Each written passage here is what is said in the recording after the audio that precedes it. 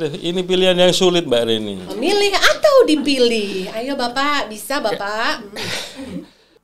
Ya kita dalam konteks ilmu harus selalu merasa bodoh Mbak.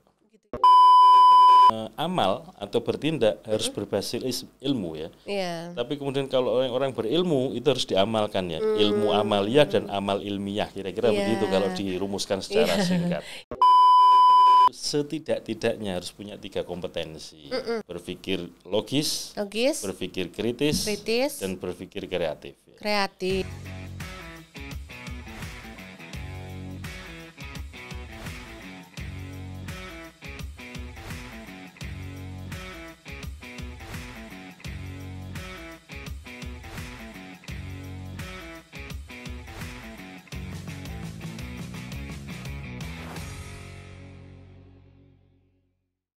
Halo teman pemilih, apa kabar?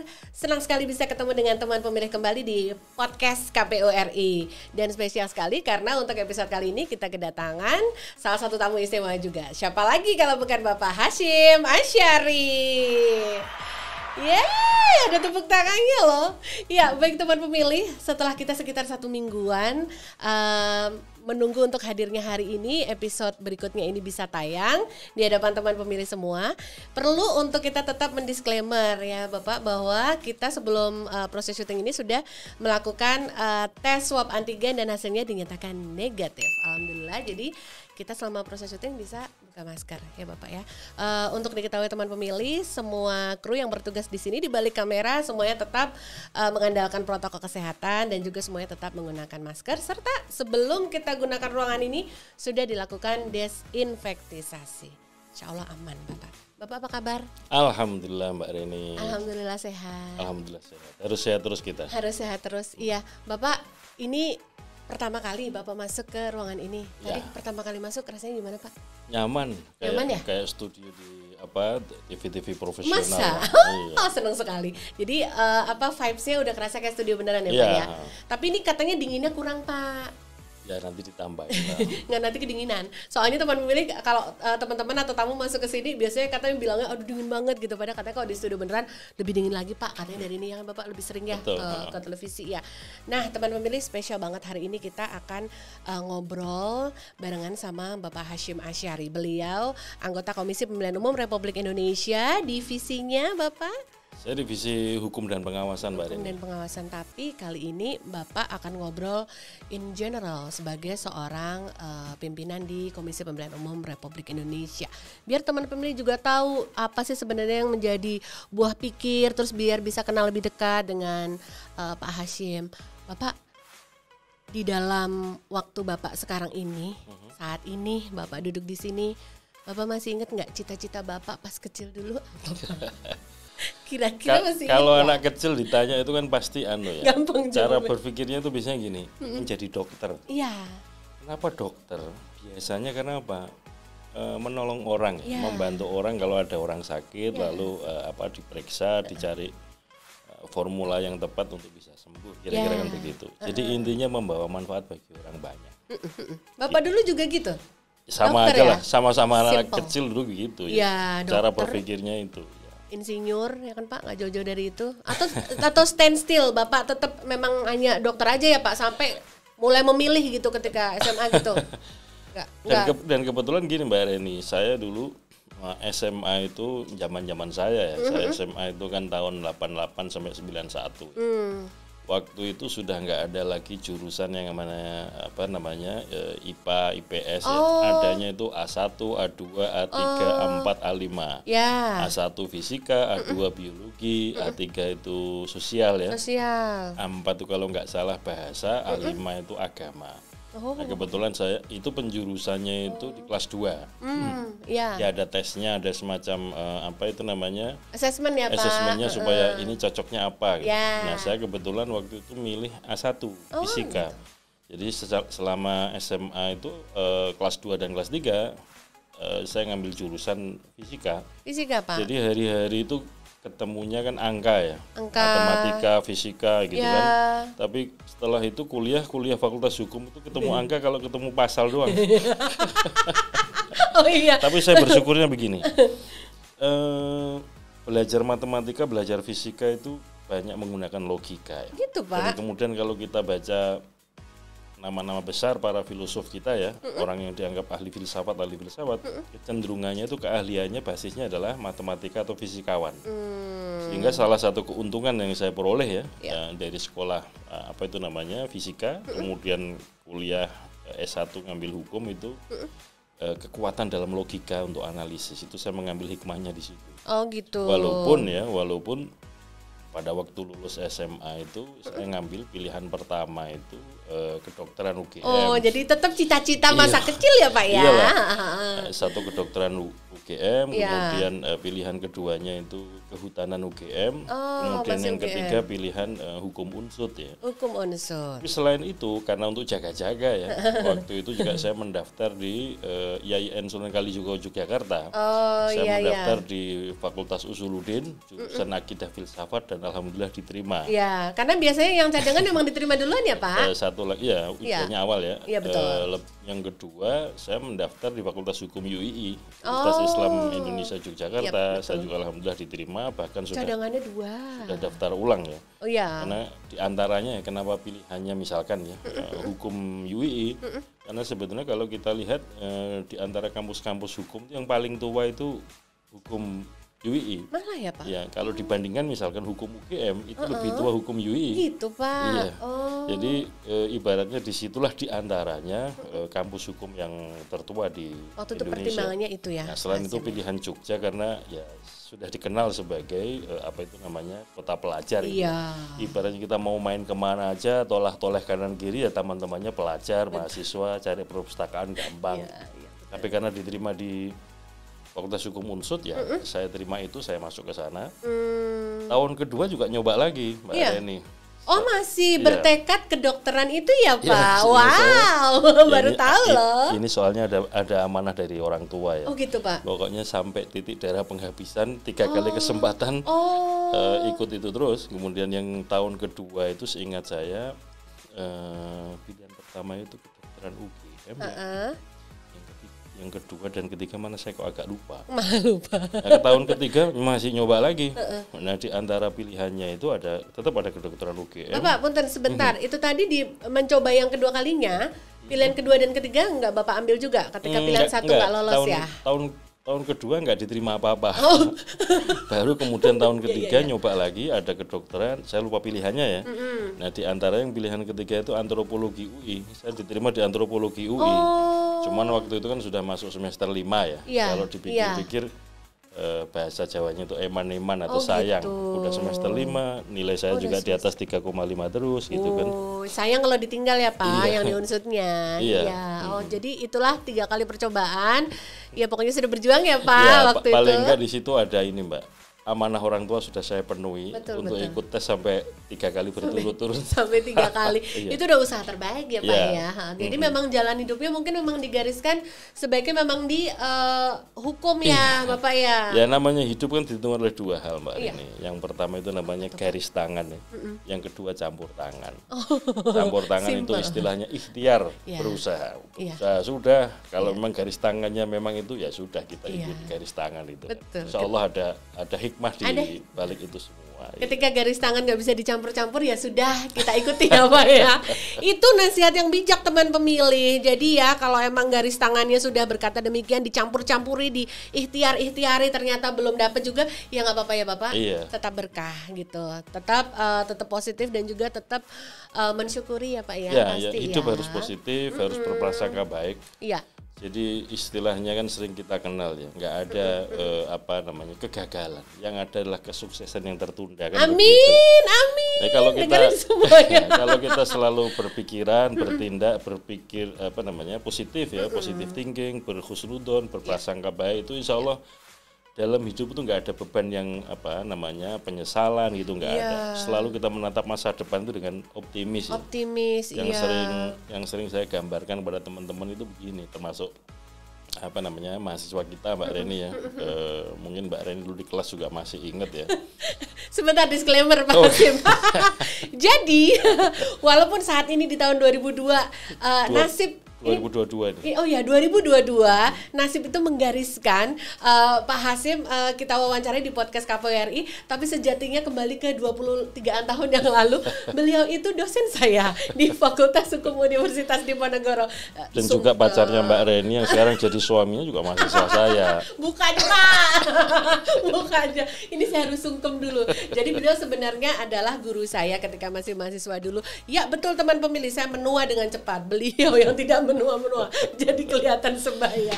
Iya Pak. Bedanya lanjut, kan Pak. gini, kalau dosen kan hari-hari tiap tahun kan yang masuk mahasiswa baru itu muda-muda terus kan. Makanya dosen tuh awet muda karena setiap hari ketemu Gaulnya. mahasiswa muda-muda terus. Gitu. Iya betul. Teman-temannya muda-muda Pak. Iya. Ya sekitarnya muda-muda betul. Jadi ke bawah semangatnya, ke bawah gitu. Pergaulannya juga jadi kerasa masih kayak muda ya Pak ya. Nah Pak Hasyim, kalau ketika Bapak sudah mulai di Saya masa terusin kuliah. dulu yang tadi tuh. Oh tadi masih ada loh. Memandang masa depan yang Betul, optimis itu. betul. Ibaratnya gini Mbak Reni, kalau kita naik mobil ya, apapun mobilnya, itu kaca yang paling lebar kan kaca depan tuh. Iya dong. Ya kan? Iya. Kemudian dalam rangkanya supaya kita menatap masa depan itu optimis ya. Lebih banyak menatapnya ke Iya, depan. pandangannya lebar, gitu, luas dan harus optimis. Ya. Tapi jangan lupa di sebelah kanan kiri dan di tengah itu ada yang namanya spion ya. Ya. Walaupun kecil-kecil, tapi sangat bermanfaat untuk melihat ke belakang. Artinya apa? Untuk melihat masa lalu itu ya dikit-dikit aja gitu. Dikit-dikit aja. Supaya istilahnya anak muda kan cepat move on. Iya. Nggak boleh kemudian stay di situ aja. Iya, stuck di situ Ya, ya. tapi harus tetap melaju ke depan dengan cara pandang yang positif tadi itu, optimis itu. Filosofi spion mobil ya Pak ya, itu sebutannya. Jadi tetap lebih banyak memandang ke depan, memandang ke belakang juga tetap ada, tapi nggak usah sebanyak-banyak banget biar nggak kelamaan move onnya ya. Nah Bapak, kalau ini mulai masuk akal nih ketika Pak Hasyim memilih terus meneruskan pendidikan di bidang hukum, melanjutkan juga S2-nya tidak jauh-jauh bidangnya, kemudian PhD-nya juga masih berkaitan, dan akhirnya Bapak memilih untuk selain menjadi akademisi akhirnya memilih untuk menjadi penyelenggara pemilu. Sebenarnya Pak, bicara jauh sebelum Bapak mungkin menapaki peran sebagai penyelenggara pemilu, karena teman-teman pemilih pasti tahu nih kalau googling Bapak Hasyim Asyari sebelum di KPWRI juga beliau adalah penyelenggara pemilu atau anggota KPU, ketua KPU di Provinsi Jawa Tengah. Nah, jauh sebelum menapaki ini semua Bapak pernah kepikir nggak di dalam benak Bapak konsep pemilu demokratis tuh seharusnya seperti apa Pak buat Indonesia? Jadi begini Mbak Reni, ini runtutannya kan kira-kira begini ya. Prinsip utamanya itu adalah ilmu itu harus bermanfaat ya. Ilmu bermanfaat itu seseorang ketika menguasai atau mempunyai kemampuan keilmuan tertentu itu harus diamalkan ya. Supaya apa? Kehidupan itu bayangan ilmuwan itu kan supaya ideal sebagaimana konsep yang ada di ilmu pengetahuan ya. Mbak Reni mungkin pasti ingat guru besar kita almarhum Profesor Sajib Toraharjo ya. Prof. Cip itu ketika mengakhiri masa jabatannya sebagai guru besar di Fakultas Hukum Undip, dan beliau kan dikenal sebagai pegawainya hukum progresif ya. Nah, Prof. Cip itu di mengakhiri masa jabatan sebagai guru besar itu menyatakan dalam pidato ilmiahnya itu judulnya kira-kira begini.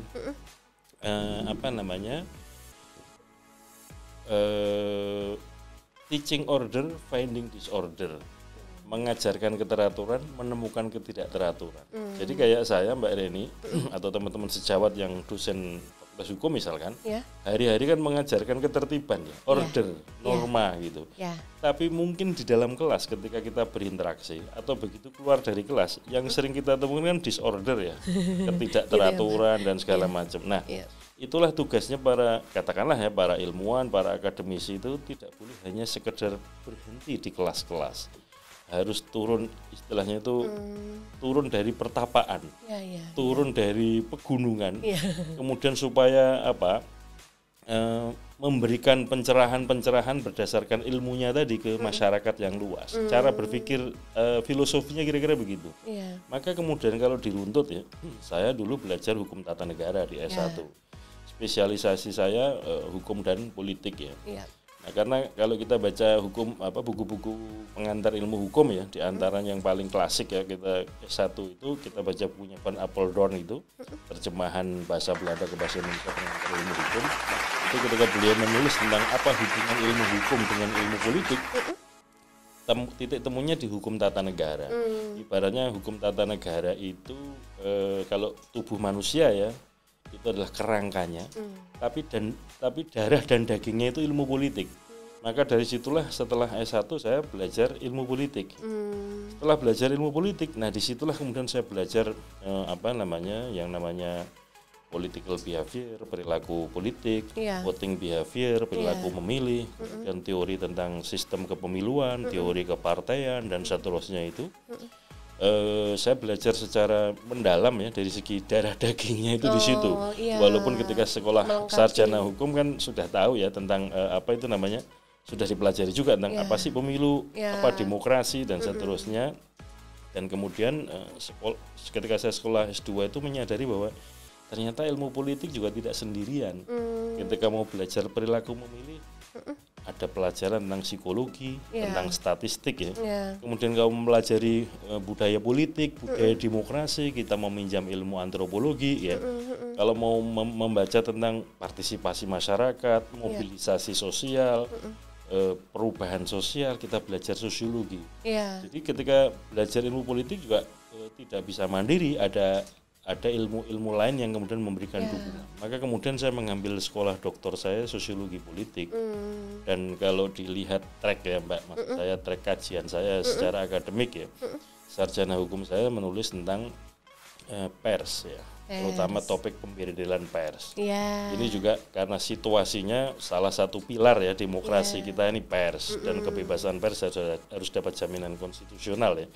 Dan perlu diketahui Mbak Reni, kenapa tadi sebelum kita masuk diskusi kita ini saya ngomentari ya, sebaiknya ada kamera di sini, ada gini saya pernah jadi pemret Mbak. Mbak. Saya pernah jadi pemimpin redaksi mahasiswa waktu di majalah mahasiswa Pro Justisia di Fakultas Hukum Unsud. Saya menjadi pernah jadi jurnalis, lalu redaktur pelaksana, wapemret sampai pemret ya. Makanya familiar.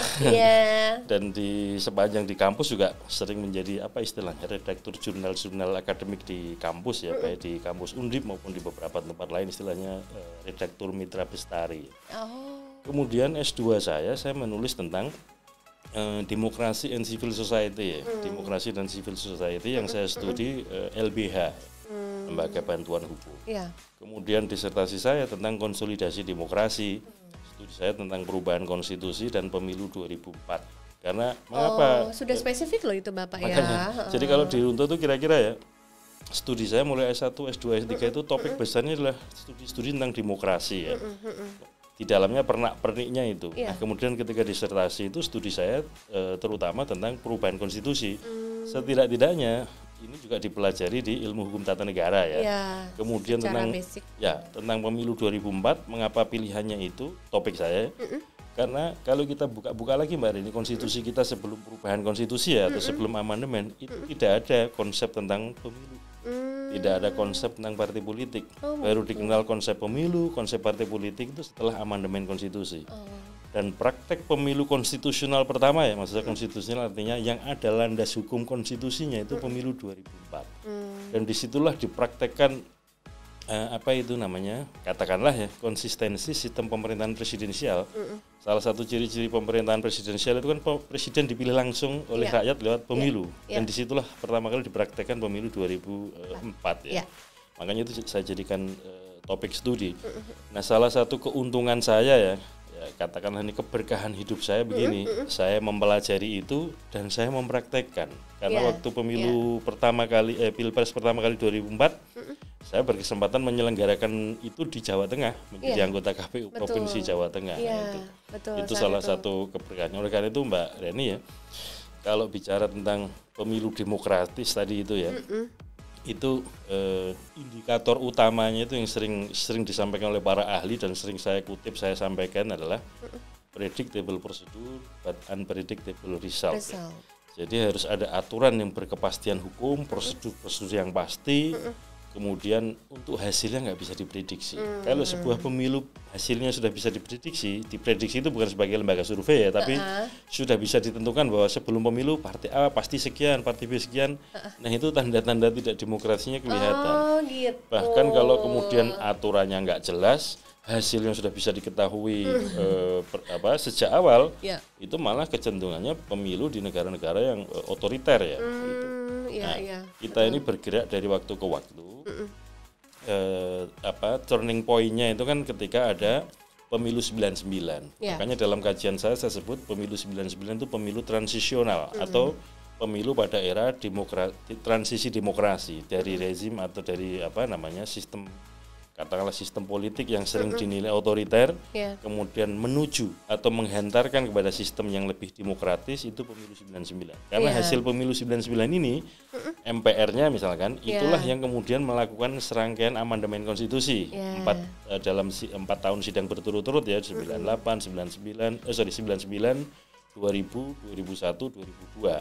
Itu kemudian 4 kali sidang itulah menghasilkan amandemen konstitusi, dan kemudian dipraktekkan pilpresnya pertama kali pemilu 2004. Makanya saya mengkategorikan pemilu 2004 itu masuk kategori pemilu dalam konteks konsolidasi demokrasi di Indonesia. Maka apa? Saya sebut konsolidasi karena landas hukum, payung hukumnya berupa konstitusi yang menjadi dasar konstitusional ada pemilu, itu adalah hasil amandemen konstitusi ini.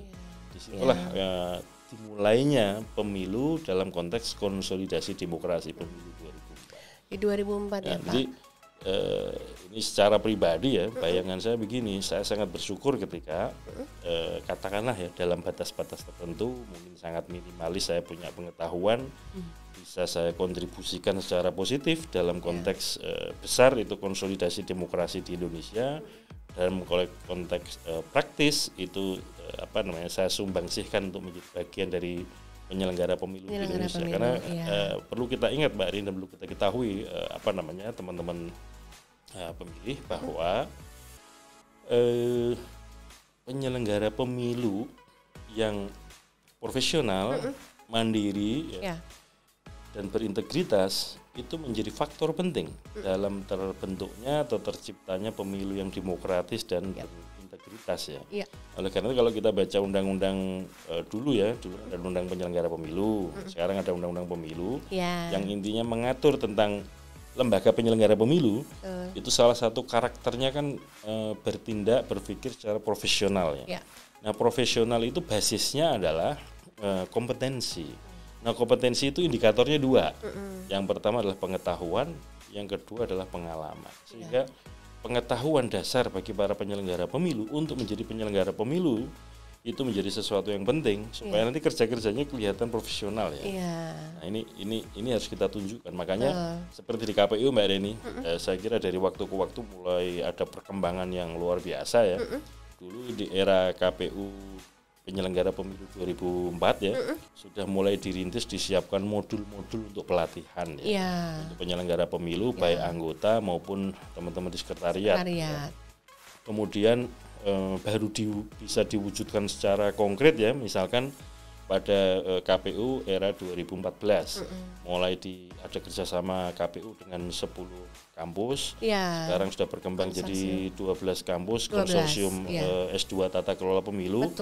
Dengan beasiswa ya. Untuk teman-teman sekretariat KPU dalam rangka peningkatan kapasitas tadi itu, peningkatan kompetensi supaya kerja-kerjanya itu bisa dikatakan profesional. Semakin profesional. Termasuk bagi anggota KPU, pusat, provinsi, kabupaten, kota juga kalau ada training, ada bintek, ada kalau di PNS kan ada prajabatan ya. Nah, teman-teman KPU yang baru setelah dilantik kan ada orientasi tugas. Sekian waktu, kemudian difasilitasi oleh para fasilitator yang profesional, yang punya pengalaman, punya pengetahuan. Jadi intinya itu amal atau bertindak harus berbasis ilmu ya. Tapi kemudian kalau orang berilmu itu harus diamalkan ya. Ilmu amaliyah dan amal ilmiah kira-kira begitu kalau dirumuskan secara singkat. Iya betul. Itu sebenarnya bisa nggak kita gambarkan idealnya yang tadi Pak Hasyim sebutkan predictable process and unpredictable result. Itu adalah konsep pemilu demokratis yang setelah Bapak menjadi penyelenggara pemilu atau jauh sebelumnya Mbak, Bapak itu kan sudah? secara konseptual kan dirumuskan oleh para ahli ya. Kalau dari Bapak sendiri, ketika bahkan sebelum menjadi penyelenggara pemilu Pak, konsepnya bagaimana dalam benak? Ya saya ini bukan apa-apalah, saya ini kan pembelajar ya. Jadi apapun konsep para ahli itulah yang saya pelajari, yang kemudian saya adopsi, saya ambil hikmahnya yang kemudian harus kita praktekkan.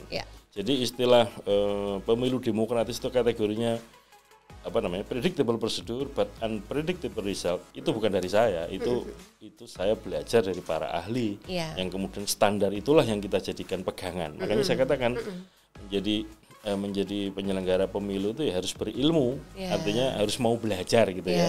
Dan kemudian apa yang kita pelajari, ilmu yang kita miliki itu menjadi dasar untuk tindakan kita, untuk amal kita, amal dalam arti tindakan ya untuk penyelenggaraan pemilu. Jadi itu. Nah yang kedua pada tingkat teknis begini Mbak, indikator demokrasi itu di sebuah negara atau di sebuah sistem politik ya, indikatornya itu dua. Yang pertama adalah partisipasi, yang kedua adalah kontestasi. Nah ini perpaduannya dua itu, bisa partisipasinya maksimal, kemudian kontestasinya maksimal. Nah ini yang sering disebut poliarki ya, karena apa? Pesertanya banyak, kompetisinya berarti kan tinggi ya. Kemudian yang hadir atau berpartisipasi juga tinggi.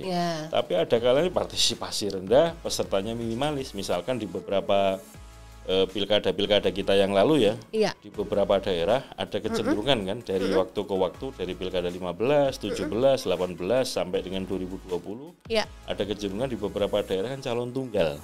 Makanya jadi pertanyaan, kalau calonnya cuma satu masuk kategori pemilu demokratis nggak? Padahal salah satu kategori pemilu demokratis atau kategori demokrasi itu adalah kompetitif ya, kompetisinya tinggi. Nah kalau calon cuma satu mau kompetisi sama siapa? Nah ini yang jadi tantangan perkembangan demokrasi kita itu. Betul. Sisi lain tadi saya katakan ada partisipasi. Apa bedanya partisipasi dengan mobilisasi? Kalau partisipasi itu ada kehendak sadar ya dari pemilih dari untuk diri sendiri untuk terlibat. Terlibat misalkan macam-macam ya, bisa mulai dari terlibat sebagai penyelenggara pemilu, terlibat menjadi pemilih, terlibat menjadi calon, menjadi pengurus partai. Kemudian dalam konteks besar ya, kalau kebijakan publik itu bisa ikut dalam agenda setting merumuskan kebijakan, bisa terlibat dalam penyusunan atau memformulasikan kebijakan ya. Kemudian bisa ikut dalam mengawasi kebijakan, mengevaluasi. Ini kan tergantung dari kira-kira kemampuan kita, ruang lingkup atau kemampuan kita itu apa. Nah, ini yang saya katakan partisipasi itu karena apa? Ada kesadaran untuk melibatkan diri gitu. Tapi kalau mobilisasi kan tidak begitu. Mobilisasi itu kalau bahasa Jawa itu anut grubyuk ya. Ada orang ke kanan ikut ke kanan, ada orang ke kiri ikut ke kiri. Nah, mobilisasi ini macam-macam faktornya. Yang paling soft ya, misalkan dibujuk rayu gitu ada yang ngajaknya Pak. Kemudian yang kedua ada amplop misalkan. Atau yang ketiga itu yang paling kasar itu pakai ancaman atau pakai kekerasan. Nah ini yang saya kira salah satu tugas besar kita, bukan hanya KPU ya, untuk partisipasi itu ada partai politik, ada organisasi kemasyarakatan, ada media massa, ada civil society, ada NGO, LSM ya, dan termasuk penyelenggara pemilu. Bahwa orang terlibat dalam pemilu, terutama pemilih untuk ikut hadir memilih dan seterusnya, itu adalah bagaimana membangun kesadaran untuk hadir, untuk ikut serta atau ikut terlibat, bukan karena dorongan yang tadi faktor bujuk katakanlah ya, bujuk rayu dari luar dia ya Pak, atau amplop atau kemudian ancaman kekerasan. Yang saya kira kalau kita lihat ya dari waktu-waktu sangat dan harus kita syukuri Mbak Reni ya dan teman pemilih. Jadi begini, Indonesia ini beragam suku. Ya. Menurut para antropolog itu kan lebih dari 700 suku bangsa kita. Ya. Pasti ada bahasa ibu ya. Betul. Tapi salah satu keuntungan kita itu dalam konteks kajian-kajian teori tentang multi etnik demokrasi ya. Demokrasi multi etnis, salah satu keuntungan kita itu apa? Sebelum negara resmi berdiri, itu kita sudah selesai dengan urusan bahasa. Karena kalau kita lihat sejarahnya kan kita proklamasi 1945 ya. Iya. Tapi Sumpah Pemuda kan 1928 ya. 28. Sudah ada kesepakatan antar anak bangsa kita menggunakan bahasa Melayu. Indonesia. Bahasa Melayu sebagai bahasa Indonesia. Betul. Kalau logikanya biasanya demokrasi kan lu pakai logika mayoritas, Mbak. Kalau mayoritas orang Jawa, lalu pilihan bahasa nasionalnya, bahasa Indonesianya adalah pakai bahasa Jawa, pusing juga kita kan. Sekarang ini kalau kita mungkin bikin teks ya, WA atau bikin email pakai huruf Jawa kan juga ini. Dan dalam pergaulan Nusantara istilahnya gitu, betul, lingua franca atau bahasa pengantar kita itu sudah pakai bahasa Melayu. Dan yang unik ya, Mbak, nah, mungkin teman-teman pemilih juga sudah pernah baca ya. Jadi bahasa Melayu yang kita gunakan itu rumpunnya dari bahasa Melayu Riau Lingga, yang itu katakanlah ya sebuah kerajaan kecil, tapi disitulah ada orang yang kita sering mendengar penggubah atau pencipta Gurindam 12 itu. Siapa namanya? Raja Ali Haji ya. Kalau kita ke Kepri, ke Tanjung Pinang, kemudian kan nyebrang pakai perahu gitu, kita bisa ziarah ke makamnya beliau. Yang di Lingga itu ya, Pak ya? Iya. Bukan. Malah bukan di Lingga ya? Pulau-pulaunya ke Pulau Penyengat ingat saya namanya. Nah, itu nyebrang pakai perahu sedikit lah dari dari daratan besar, daratan utama. Nah, beliaulah orang pertama yang menyusun kamus bahasa Melayu. Gitu. Mengapa kemudian namanya legendaris dalam konteks pembentukan bahasa nasional, bahasa Melayu sebagai bahasa nasional di situ. Ini satu keuntungan bagi perkembangan demokrasi kita yang multi etnik ini ya. Satu bahasa pengantar, bahasa pergaulan yang bisa disepakati dan digunakan. Makanya kemudian kalau kita bandingkan dengan negara-negara lain yang multi etnis atau sering dikenal ikatan etnopolitiknya masih tinggi. Etnopolitik itu berkelayut kelendahannya antara kekuatan politik dengan etnis tertentu. Oh, kalau partai ini cenderung identifikasinya suku ini, etnis ini, sehingga kemenangan dan kekalahan partai itu identik dengan kemenangan dan kekalahan suku tertentu, etnis tertentu. Di Indonesia kan berdekatan udah nyaris nggak ada. Itu harus kita syukuri ya. Betul, Pak. Selain itu, Mbak Reni ya, begini, Indonesia ini dari konteks demokrasi elektoral sekarang ini kan peringkat ketiga ya, yang mempraktekkan demokrasi elektoral setelah India dan Amerika Serikat ya. Mungkin dari segi dedengkot atau mbah buyutnya demokrasi itu di Amerika Serikat ya. Tapi kalau dilihat dari segi jumlah pemilihnya India ya. Seingat saya, catatan saya waktu saya hadir International Conference IMBIS, Electoral Management Body, KPU sedunia di sana. KPU diminta presentasi tentang best practices yang dilakukan oleh KPU. Itu tidak-tidaknya di India itu pemilihnya sekitar 800 juta, Mbak. Nah, kalau Indonesia terakhir ya pemilu 2019 kemarin kan sekitar 190-an juta ya. Itu kan cuman katakanlah hampir 20%-nya lah. Dari pemilihnya India ya. Tapi Indonesia ini peringkat ketiga demokrasi elektoral terbesar di dunia. Yang saya kira ini penting ya. Bukan apa-apa. Kebetulan di Indonesia ini kan warga muslimnya banyak, tinggi jumlahnya. Seringkali di negara-negara yang berbasis muslim itu tidak comparable dengan demokrasi. Nah, makanya kemudian banyak ahli-ahli demokrasi di dunia itu mencatatkan bahwa ada yang unik di Indonesia. Indonesia ini warganya banyak muslim tapi mempraktekkan demokrasi. Maka kemudian Indonesia ini peringkat pertama negara-negara berbasis warga muslim yang mempraktekkan demokrasi. Sehingga kemudian banyak orang meneropong Indonesia, bukan hanya meneropong ya dalam arti mengkaji, tapi juga banyak belajar ke Indonesia. Gimana ceritanya ini? Yang katanya Islam, nilai-nilai Islam dengan nilai demokrasi nggak kompatibel, kok ini di Indonesia dipraktekkan dengan santai, tanpa ada beban. Orang-orangnya ya katakanlah ya mempraktekkan demokrasi ya biasa-biasa aja, tidak conflicting sebagaimana di negara-negara Timur Tengah misalkan. Betul, Pak, betul. Makanya hal-hal seperti ini saya kira positif buat kita dan juga buat kita bangsa Indonesia sebagai warga dunia gitu. Jadi patut kita syukuri dan kita ini jadi percontohan untuk hal-hal yang positif kayak gitu. Alhamdulillah. Ya misalkan ya di negara-negara Timur Tengah yang sesama Muslim kadang-kadang kan lagi sholat Jumat masjidnya dibom. Alhamdulillah di Indonesia nggak ada. Kekerasan politik yang sifatnya kayak menculik antar tokoh politik di Indonesia alhamdulillah nggak ada. Tidak pakai. Nah itu artinya sesuatu perkembangan positif bagi konsolidasi demokrasi di Indonesia. Walaupun mungkin masih ada catatan-catatannya ya. Misalkan beberapa waktu yang lalu muncul buku kajian tentang demokrasi for sale in Indonesia gitu. Kayak enak juga kan bacanya. Ini kayaknya kayak diskon akhir tahun gitu.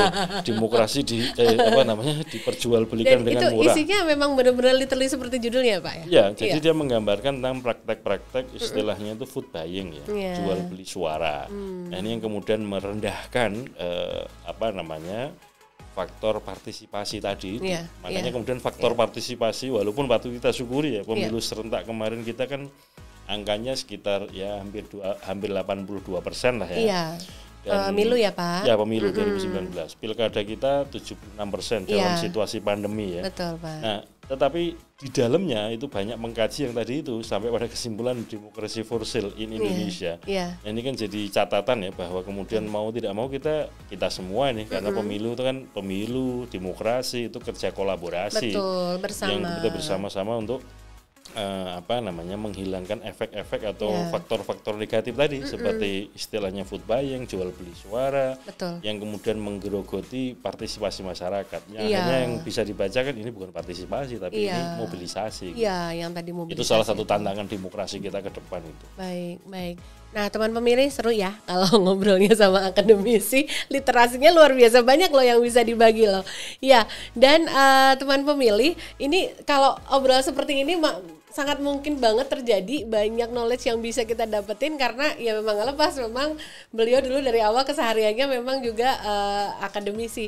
Pak ngobrol-ngobrol soal bagian dari hidup Pak Hasyim yang memang sebagai akademisi. Pak boleh kilas balik ya kehidupan di kampus ya. Jadi gini Pak, kalau mahasiswa itu kan kadang-kadang suka punya dosen-dosen favorit sendiri-sendiri gitu ya Pak ya. Misalnya dosen favoritku ini karena ngajarnya enak, dosen favoritku Bu ini karena ngajarnya gini. Omong-omong Pak, kalau dosen itu making favoritism nggak Pak? Ada kayak aduh nih mahasiswa top nih, kebanggaan nih gitu ada nggak sih Pak, rumpi-rumpi dong Pak di kalangan akademisi Pak? Kalau saya gini Mbak, dosen itu ibarat juga kayak guru juga ya. Iya. Jadi kalau saya itu tujuan utamanya adalah kalau saya mengajar di kelas ya, itu tujuan utamanya adalah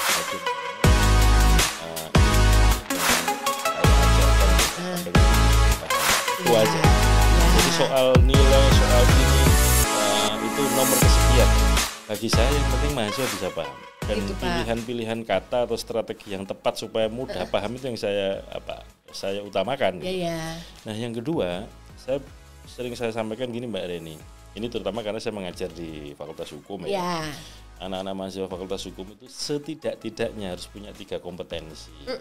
Yang pertama itu harus punya kemampuan berpikir, istilah saya ya, berpikir logis, berpikir kritis, dan berpikir kreatif. Karena logis itu supaya jalan pikiran kita ini nalar ya. Nalar. Ada logis itu ada basis-basis reasonableness lah, masuk akal nggak sih cara berpikirnya.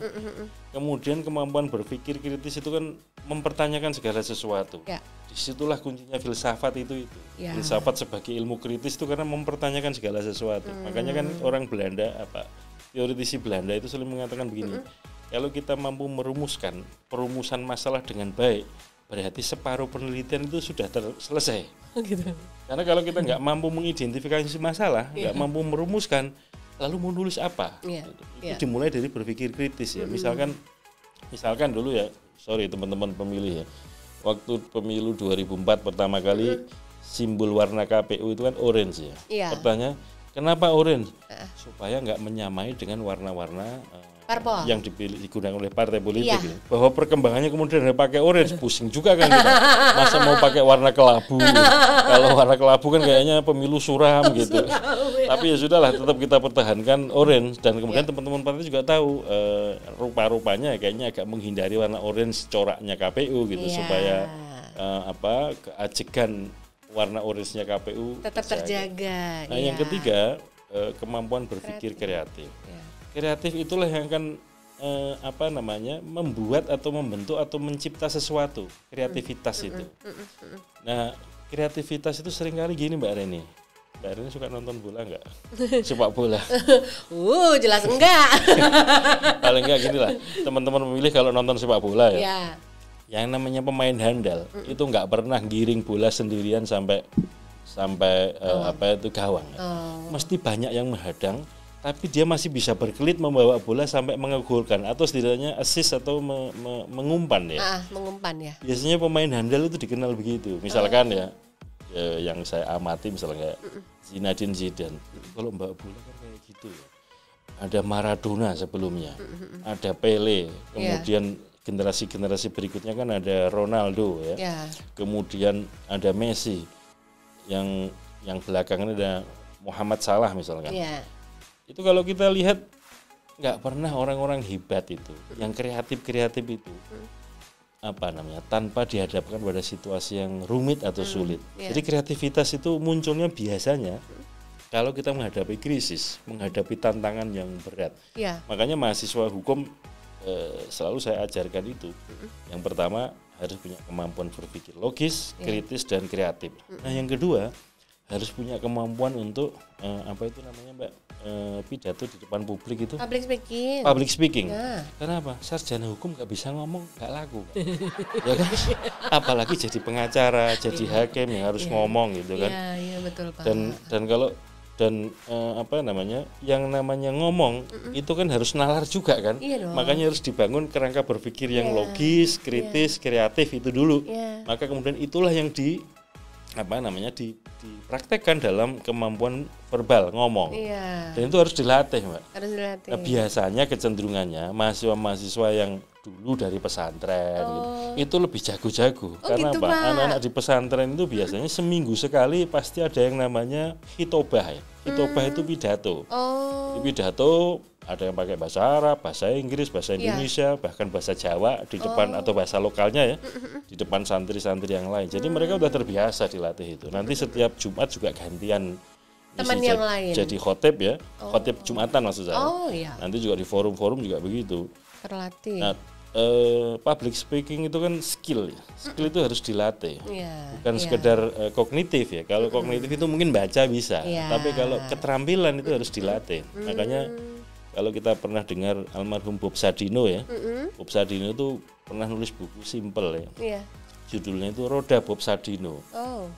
Beliau menggambarkan lingkaran begini nih, ditarik garis vertikal dan dari garis horizontal, diagram gitu ya. Kemudian di sebelah kiri atas itu pintar, sebelah kanan atas terampil. Nah di bawah ada panah ke atas, yang sebelah kiri itu kalau mau pintar maka di situ belajar. Nah, belajar panahnya ke atas maka pintar. Nah yang kolom kanan yang terampil bawahnya apa? Berlatih. Maka kalau pengen terampil harus berlatih. Public speaking itu juga harus berlatih. Kemudian yang ketiga adalah kemampuan untuk menulis, Mbak. Soalnya apa? Nanti profesi-profesi hukum itu ya, jadi hakim nulis putusan, jadi jaksa nulis tuntutan, dakwaan ya kan. Jadi polisi membuat laporan polisi. Jadi pengacara membuat apa? Pembelaan ya, jawaban pembelaan dan seterusnya. Kemudian kalau jadi notaris ya bikin dokumen-dokumen hukum iya, betul. Teman-teman yang bekerja di sektor public sektor ya, maksud saya di pemerintahan ya, ada legal drafter misalkan di kementerian, di kantor presiden, di kantor KPU, kemudian di kantor DPR yang memang tugasnya regling, membuat regulation. Kemampuan menulis itu penting. Yang saya selalu saya sampaikan kepada mahasiswa. Makanya ada satu lagi sebetulnya, brief. Keberanian. Sarjana hukum nggak berani, Mbak, nggak laku, Mbak. Makanya kalau bahasa Jawa itu latihan kendel ya. Latihan kendel. Jadi saya sering bilang gini, Mas, kalian kalau pengen latihan berani, sekali-sekali lah naik motor ngelanggar lampu merah. Tapi lampu merah yang dijaga polisi. Supaya apa? Nanti dikejar polisi. Terus biasanya polisi itu kan gini. Selamat pagi, Pak. Mohon identitas SIM, STNK gitu. Sebelum Pak polisinya nanya, tanya dulu. Begitu selamat pagi, Pak. Bapak dinas di satuan apa? NRP-nya berapa? Itu pasti polisinya mikir, anaknya komandan saya ini. Kalau dia berani begitu, harus latihan, Mbak. Berani itu harus latihan. Kalau nggak ada latihannya, ya ini skill ya. Bahwa nanti udah saudara ikut ke pos misalnya, ya udah ikut aja ke pos. Nanti bantah-bantahan di situ nggak apa-apa. Bahwa kemudian harus ditilang ya tilang. Disitulah latihan keberanian. Berat ya Pak, latihan keberaniannya. Emang harus berani. Kalau sarjana hukum nggak berani, jadi pengacara, baru digebrak mejanya sama penyidik. Dia nggak bisa apa-apa. Padahal biasanya orang butuh kuasa hukum atau butuh lawyer, butuh advokat itu kan untuk menenangkan hati kan. Kalau yang terkejut itu advokatnya dulu kan kliennya jadi mikir, ngapain pakai advokat yang kayak ginian kan gitu. Ini kan perlu dilatih. Jadi berpikir ulang. Itu yang saya Mbak, saya gunakan untuk mengukur ya. Anak-anak mahasiswa yang ikut kelas saya. Di antaranya itu saya minta untuk nulis, nanti presentasi. Nah, dari situ saya bisa melihat kan kemampuan berpikirnya gimana gitu. Setidaknya itu. Makanya kemudian di kampus-kampus hukum belakangan itu kan kemudian ada lomba legal drafting, ada lomba debat hukum ya, moot court, peradilan semu. Itu dalam rangka apa? Melatih. Karena ilmu itu kan nggak bisa kemudian hanya aspek kognitif atau pengetahuan saja, tetapi juga harus ada aspek psikomotoriknya tadi, terampil itu. Ibaratnya gini guyonan saya, kalau ada anak-anak mahasiswa teknik elektro misalkan ya, kalau Anda nggak pernah masuk laboratorium dan nggak pernah kesetrum listrik, Anda itu nanti sarjana sastra listrik, bukan sarjana teknik listrik. Nah sama dengan kepemiluan. Makanya dalam kepemiluan ada yang namanya electoral engineering, perekayasaan atau teknik kepemiluan. Karena apa? Ini nggak sekedar kognitif, harus dipraktekkan. Ada desain surat suara, desain formulir, desain TPS. Dan seterusnya itu butuh teknikalitas, termasuk kayak merencanakan tahapan, durasinya berapa lama dan seterusnya. Kemudian mengantisipasi dengan strategi mitigasi gitu ya dalam konteks risk management election misalkan. Itu. Makanya saya mendorong teman-teman sebagai contoh ya, kayak teman-teman di KPU Sulawesi Tengah. Itu kan ini ibaratnya blessing in disguise ya. Kita kena musibah, ada gempa bumi, ada tsunami, ada likuifasi tanah bergerak ya. Di Sulawesi Tengah menjelang pemilu 2019. Itu kan kemudian banyak istilahnya displacement people ya. Warga yang kemudian berpindah dari areanya. Ini mau nggak mau kemudian teman-teman harus regrouping, harus menata ulang TPS, harus mengidentifikasi pemilih kemana-mana. Saya bilang, tolong pengalaman-pengalaman kayak gini ini ditulis supaya apa? Itu nanti setidaknya cerita deskriptif pengalaman nanti bisa diambil hikmahnya, diangkat lebih tinggi sedikit jadi teori gitu ya tentang strategi mitigasi kebencanaan dalam kepemiluan based on practices pengalamannya, experiences dari teman-teman KPU Sulawesi Tengah gitu. Betul. Supaya apa? Ya tadi yang namanya kompetensi kan berbasis pengetahuan, berbasis pengalaman. Kira-kira gitu Mbak Reni. Jadi ternyata teman pemilih segitu loh untuk bisa jadi favoritnya dosen Fakultas Hukum itu kayak begitu. Mudah-mudahan teman pemilih mampu ya memenuhi kriteria itu ya. Dan gini Mbak Reni. Iya Pak. Saya nggak pernah Pak ngasih nilai C, D atau E kalau nggak kebangetan. Gitu ya Pak? Nilai standar saya terbawah itu B, B. A atau B. Harus C atau D atau E itu kalau kebangetan. Biasanya E itu kalau Mbak, Nggak pernah plagiat. masuk. Oh, plagiat. Plagiat. Oh. Kalau urusan masuk tidak masuk itu saya begini, yang butuh kuliah kan Anda, bukan saya. Terserah. Jadi Anda mau masuk atau enggak itu urusan Anda. Tugas saya adalah kalau Anda masuk, ya saya mencoba memberikan pemahaman. Iya. Dan saya kira penting juga ini ya, Mbah Kiai Maimun Zubair ya pernah menasihatkan kepada kita semua itu begini. Para guru itu jangan resah, jangan gelisah kalau muridnya itu katakanlah bodoh gitu. Iya. Karena di antara tugas guru itu hanya mengajarkan, tapi juga mendoakan supaya murid-muridnya itu mudah memahami, ilmunya bermanfaat. Makanya kalau saya mau masuk kelas atau keluar kelas itu di antaranya ya, dan selain di kelas ya, di antara doa-doa yang saya panjatkan ya supaya mahasiswa-mahasiswa saya, murid-murid saya itu pinter-pinter, ilmunya manfaat. Doa guru itu penting, Mbak. Iya. Karena kayak doa orang tua itu, Pak. Iya. Misalkan kayak di pondok-pondok pesantren itu kan yang standar ya, kitab yang diajarkan itu adab atau tata krama belajar. Ada kitab yang namanya Taklimul Muta'alim, dikarang oleh Syekh Azhar Nuji. Ada 6 syarat untuk belajar ya. Di antaranya syarat belajar itu ada yang namanya irsyadu ustadzin. Irsyadu ustadzin itu petunjuk guru. Jadi tidak cukup kemudian mahasiswa atau siswa itu belajar sendiri. Harus ada petunjuk guru gitu. Ada yang membimbing ya. Jadi 6 syarat dalam belajar itu diantaranya ini dalam bahasa Arabnya kira-kira dukain itu cerdas ya, artinya punya akal lah. Jadi kalau mau belajar harus punya akal. Kemudian yang kedua ada yang namanya punya semangat ya, punya semangat. Kemudian yang ketiga jangan lupa yang namanya studi harus punya bekal. Ini yang kemudian kadang-kadang mohon maaf ya Mbak Reni. Yang namanya teman-teman mahasiswa itu kan kita tahu latar belakang orang tuanya bisa macam-macam. Beda-beda Pak. Nah, itu saya sarankan supaya teman-teman mahasiswa yang kebetulan rezekinya berlebih juga harus berbagi pada teman-teman ini. Kalau kebetulan ada yang harus ada batas bayar SPP, belum bisa bayar, ya ditolonglah teman-teman mahasiswanya. Dalam konteks itu saya sebagai orang tua di kampus ya kalau ada yang kayak gitu ya harus turun tangan juga kan. Iya Pak. Iya urusan begini ya, karena keberlanjutan tetap bisa studi kan. Penting ya. Betul. Buat beberapa orang itu masalah yang sangat serius penting banget. Kemudian yang keempat tadi ada yang namanya irsyadu ustadzin, ada yang namanya petunjuk guru. Kemudian yang kelima itu sabar. Yang namanya berstudi sekolah itu harus sabar. Gitu. Ya ibaratnya kita belajar kan mulai dari belajar dari huruf A, B, C, angka 1, 2 dan seterusnya. Baru kemudian menyusun kata, menyusun kalimat kan begitu, menyusun paragraf. Itu artinya ya sekolah itu harus sabar, bertahap, berproses. Dan yang keenam adalah tulus zamani, waktunya panjang. Makanya belajar itu kok nggak ada kemudian setelah lewat dari bangku sekolah nggak belajar lagi.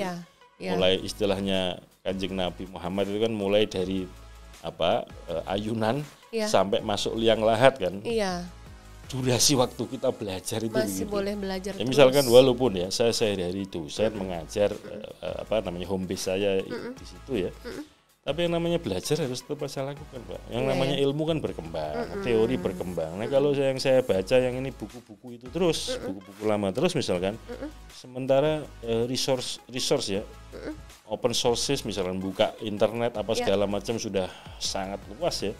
Tiba-tiba mahasiswa yang saya ajar lebih advance ya bacaannya. Oh gitu Pak. Apa nggak malu saya? Iya dong. Kan kita harus ngikutin juga. Betul, sama dengan kayak di KPU ini perkembangan demokrasi juga luar biasa, perkembangan pemilu juga luar biasa. Dinamis sekali. Kita harus tetap belajar supaya kemudian KPU ini mengikuti perkembangan zaman. Misalkan mengikuti electoral engineering, inovasi-inovasi yang baru, perkembangan teknologi dan seterusnya perkembangan strategi yang digunakan. Misalkan kita nggak pernah membayangkan ada situasi pandemi COVID dan kemudian ketika kita dihadapkan pemilu atau pilkada harus jalan terus, tetapi ada situasi pandemi.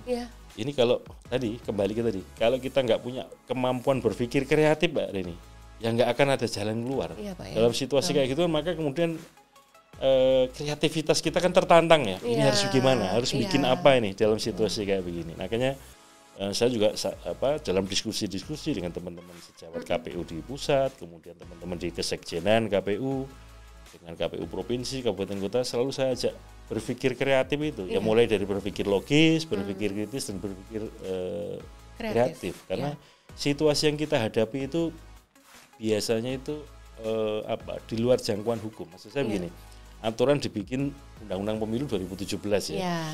Nah ini digunakan untuk pemilu 2019. Nanti kalau tidak ada perubahan undang-undang, pemilu 2024 masih Undang-Undang 7 2017.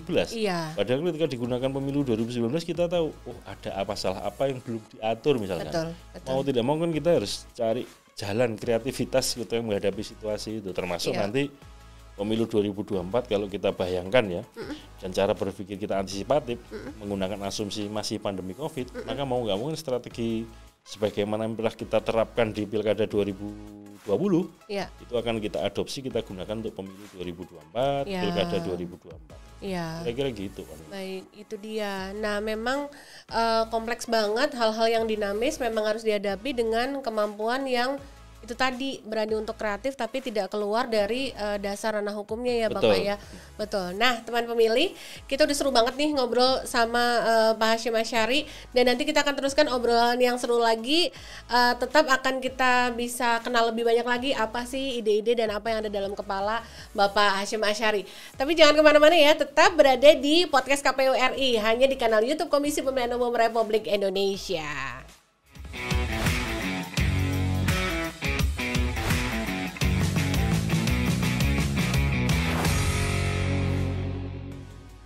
Teman pemilih, terima kasih ya masih bersama kami di podcast KPU RI, hanya di kanal YouTube Komisi Pemilihan Umum Republik Indonesia. Untuk tamu spesial kita hari ini, Bapak Hasyim Asyari, kita mau ngulik lagi apa sih yang ada dalam pemikiran dan ide-ide beliau. Tapi kali ini kita mau pancing beliau dengan pakai games ya Bapak ya. Pak, nggak usah deg-degan. Ini hanya ada 2 games aja sederhana. Kita akan pancing apa sebenarnya yang menjadi buah pikir Pak Hasyim, biar teman pemilih lebih kenal lagi sama Bapak. Tapi kita pakai dengan kalimat-kalimat yang kita sudah pilihkan. Ya, Bapak udah siap? Bismillah dulu Bapak. Bismillahirrahmanirrahim. Jadi deg-degan beneran ini. Gak usah deg-degan. Ini santai Bapak. Oke, Bapak sudah siap ya. Bapak nanti yang baca, terus nanti saya tunjukin ke teman pemilih. Silakan Bapak baca. Mengajar atau diajar? Pilih salah satu Bapak, terus kenapa alasannya? Saya pengen tetap diajar, Pak. Tetap diajar, Pak, gitu. Karena Bapak? Supaya tetap semangat belajar terus. Supaya tetap semangat. Kalau dibaca ya, mengajar dan diajar itu kesannya. Itu kayaknya yang mengajar itu lebih superior dibanding yang diajar ya. Iya. Tapi sebetulnya yang ingin saya pilih diajar itu karena apa? Ya kita dalam konteks ilmu harus selalu merasa bodoh, Mbak. Gitu ya Bapak. Karena saya agak lupa ya. Apakah itu Imam Ghazali, itu Imam Syafi'i? Kayaknya Imam Ghazali deh. Imam Ghazali itu pernah menyatakan begini. Iya. Kullama zadani ilman fa illam yazzad illa bijahli. Setiap kali saya tambah ilmu, itu sesungguhnya saya tambah sadar kalau saya ini masih bodoh. Iya. Jadi kalau saya memposisikan saya diajar, saya milih tetap diajar, itu supaya tetap saya semangat untuk belajar. Semangat untuk belajar terus. Kalau saya pengennya mengajar terus, itu seolah-olah saya kayak gudangnya ilmu ngajar terus. Tapi gitu. Saya pengennya tetap belajar, pengen berguru. Ketemu Mbak Reni, ketemu teman-teman redaktur di sini, saya banyak belajar ini. Belajar apa Pak dari kita? Belajar apa celelean Pak. Paling enggak gini loh. Iya, Pak. Yang namanya belajar atau yang jadi guru bagi saya ya. Itu tidak hanya orang. Setiap peristiwa kehidupan itu adalah guru yang baik buat kita. Iya, betul. Dan yang namanya pengalaman pribadi, masing-masing pribadi masih punya pengalaman ya. Itu juga satu pelajaran. Dan tidak semuanya kemudian kita memandang sebuah peristiwa atau tampilan orang itu secara negatif. Kadang-kadang kan ada istilah ya, dilarang kita membuat penilaian berdasar covernya saja ya. Karena apa? Kadang-kadang kalau kayak gitu kita berprasangka negatif, prasangka buruk. Padahal mungkin covernya agak gimana gitu, tapi isinya ternyata luar Ternyata biasa. iya. Makanya itu kalau kita tetap bersemangat untuk tetap mau diajar, ya tadi seperti semangatnya Imam Ghazali, kalau kita belajar ya, tambah ilmu, itu sebetulnya membangun kesadaran baru bahwa kita ini masih bodoh dan harus banyak belajar. Masih haus lagi akan ilmu dan mau tetap semangat belajar ya. Itu point of view-nya ya teman pemilih. Sekarang kita yang kedua, Bapak baca lalu Bapak pilih ya. Yang mana? Kayak ngeri-ngeri. Enggak lah, silakan Pak. Memilih atau dipilih? Iya. Memilih atau dipilih? Bapak Hasyim Asy'ari. Yang mana Pak? Sekarang untuk masa depan. Apa aja lah pokoknya. Nanti kan diceritain kenapa Bapak milih yang mana. Aduh, ini pilihan yang sulit Mbak Reni. Memilih atau dipilih? Ayo Bapak, bisa Bapak. Kalau sekarang ini ya, kalau sekarang ini dalam konteks pemilu, saya levelnya masih pemilih. Memilih ya Pak. Jadi yang namanya di pemilu ya, itu ada 2 daftar nih, daftar pemilih dan daftar calon. Nah, dari saya dewasa dalam kepemiluan ya, maksud saya memilih jadi pemilih pertama kali sampai sekarang itu saya masih posisinya di daftar pemilih. Belum pernah masuk daftar calon. Entah suatu ketika jadi daftar calon presiden atau apa kan belum tahu. Tapi sementara sekarang ini masih memilih Mbak. Memilih ya Pak. Karena posisi saya masih daftar pemilih. Baik. Belum di daftar calon. Logis sekali. Ya itu ya pilihannya ya teman pemilih ya Pak. Itu hanya ada 2 itu. Tapi tadi kebetulan ada pertanyaan yang masuk Pak. Karena selama kita proses syuting ini kita juga buka pertanyaan di IG story KPU RI di Instagram. Dan ada salah satu pertanyaan yang masuk dari siapa kakak namanya? Tadi dia menanyakan, nanti kita sapa siapa penanyanya. Dia bertanya, Pak ini pertanyaan agak serius, nggak apa-apa ya? Nggak apa-apa. Nggak apa-apa ya? Harus serius. Pemilu ini serius. Pemilu serius, podcastnya kan nggak harus serius ya Bapak. Nah Pak, pertanyaannya dari kakak Irma Stray ya. Beliau menanyakan, Bapak apa sih perbedaannya kenapa undang-undang pemilu sama undang-undang pemilihan tuh dipisah? Singkat gitu gimana Bapak? Saya sebetulnya nggak bisa jawab ini. Masa? Soalnya gini. Bapak Hasyim Asy'ari. Loh gini loh Mbak, undang-undang itu kan wilayahnya bukan KPU yang bikin. Iya. Undang-undang itu yang punya wewenang adalah pembentuk undang-undang, yaitu DPR dan Presiden. Nah kalau bagi saya kalau ditanya apakah tetap harus dipisah atau tetap atau mestinya jadi satu? Kalau menurut saya jadi satu. Intinya begini, mari kita lihat azas pemilu dan azas pilkada. Azas pemilu itu ada langsung, umum, bebas, rahasia, jujur, adil ya. Terus disingkat luber jurdil. Kemudian kita buka undang-undang pilkada. Apa azasnya? Sama, langsung, umum, bebas, rahasia, jujur, adil, luber jurdil. Kalau azasnya sama, itu artinya untuk memilih atau mengisi jabatan-jabatan public officer ya, atau pejabat publik atau pejabat politik kenegaraan yang lewat election ya, azasnya kan langsung dipilih langsung oleh rakyat. Intinya apapun namanya dikenalnya election, pemilu atau pemilihan itu ya. Mestinya dalam pandangan saya ya cukuplah dijadikan satu undang-undang. Satu juga nggak apa-apa. Yang penting sudah mengatur semua aspek dari 2 hal itu ya Bapak. Iya betul. Nah itu ya Mbak Irma Stray, mudah-mudahan bisa menjawab ya. Bapak sebelum kita lanjut ke sesi seru berikutnya, Pak kita punya ada sesuatu yang kita pengen Bapak lihat nih di TV. Waduh, ini bikin deg-degan lagi.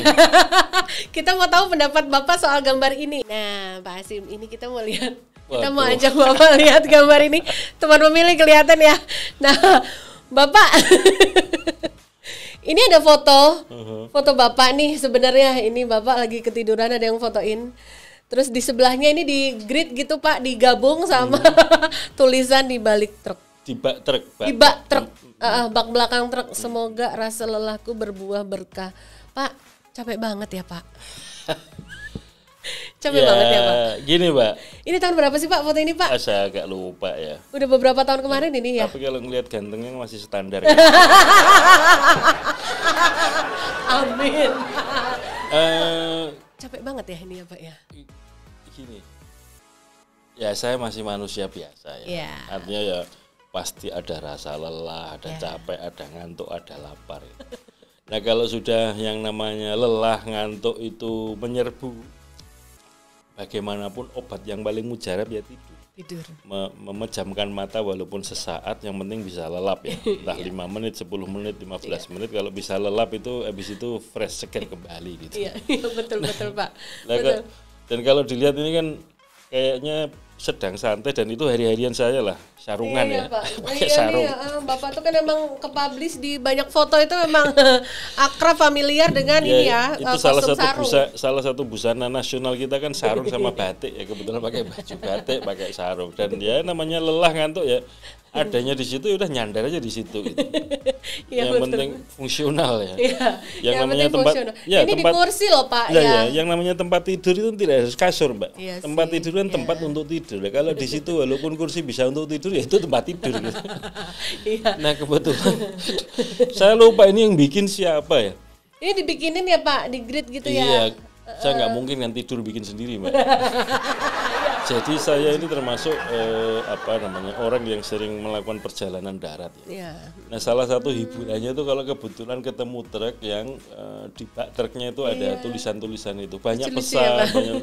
Jadi kalau kita menyentuh hati. Kalau kita baca itu kan ada yang ungkapan rasa hati gitu ya, ada yang cerita fakta, ada yang doa, ada yang respon terhadap situasi kekinian. Iya gitu. betul. Nah kebetulan kok dapat yang pas ini. Semoga rasa lelahku berbuah berkah. Intinya gini Mbak, kita ini hidup yang mau kita cari apa sih?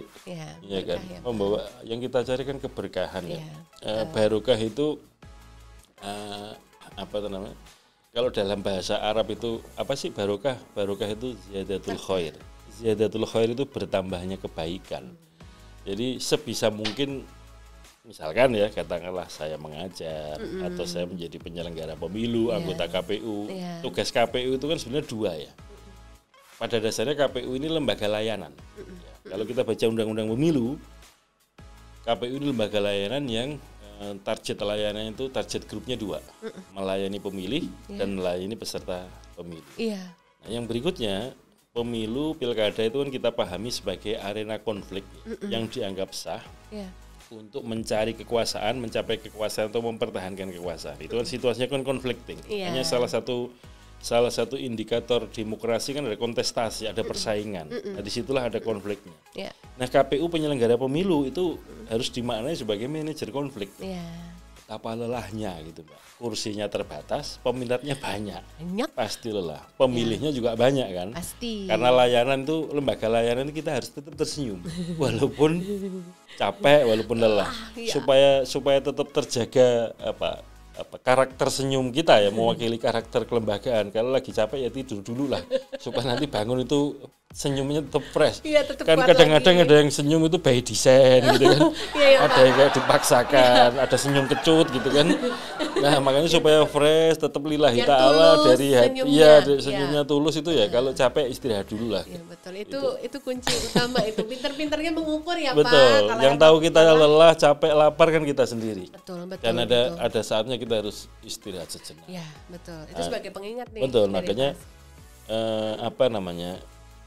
kerja harus keras ya, maksudnya kerja keras, bertanggung jawab, dan semuanya ini kan dalam rangka tiada lain dan tiada bukan ya, itu mencari keberkahan. Iya, amin. Semua harus kita niatkan seperti itu ya teman pemilih ya, jangan sampai kelupaan. Nah, kita udah lihat reaksi Pak Hasyim sama foto yang satu ini. Sekarang kalau saya balik Mbak Reni, kalau Mbak Reni lihat foto ini komentarnya apa? Ngakak dulu Pak, ngakak dulu.